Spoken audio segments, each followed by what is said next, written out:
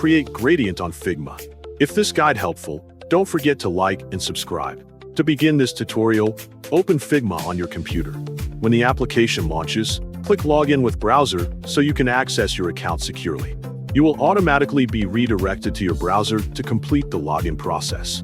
On the login page, choose the login method you want to use. For example, continue with Google. Choose the account you use to sign in to Figma so the system can verify your identity. Once the authentication process is complete, click Open the desktop app to return to the application. You will automatically be redirected back to the Figma desktop application once the login is successful. Next, open the Figma file where you want to create the gradient so you can begin editing the design.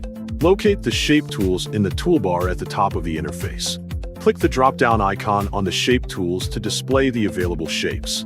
From the list of options, choose the shape you want to use for the gradient, for example, rectangle. Click and drag on the canvas to draw the rectangle that will contain the gradient effect. In the Properties panel, locate the Fill section and click it to open the Custom Color panel. This panel allows you to adjust colors and apply different fill styles to the selected object. From the Fill Type options, select Gradient to enable a gradient effect inside the rectangle. Next, change the first gradient color according to your preference. For example, enter the color code 00𝗕𝗂𝗀𝗃𝗃. After that, change the second gradient color according to your preference. For example, use the color code 1200𝗃𝗃. These two colors will blend smoothly across the rectangle. You can adjust the gradient position by dragging the gradient handles directly on the shape until the transition looks the way you want.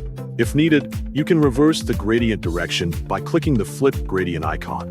You can also rotate the gradient angle by clicking the rotate gradient icon to change the direction of the color transition.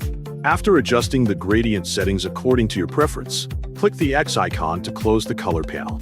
Review the gradient you created on the canvas and make any additional adjustments if necessary to achieve the desired visual effect.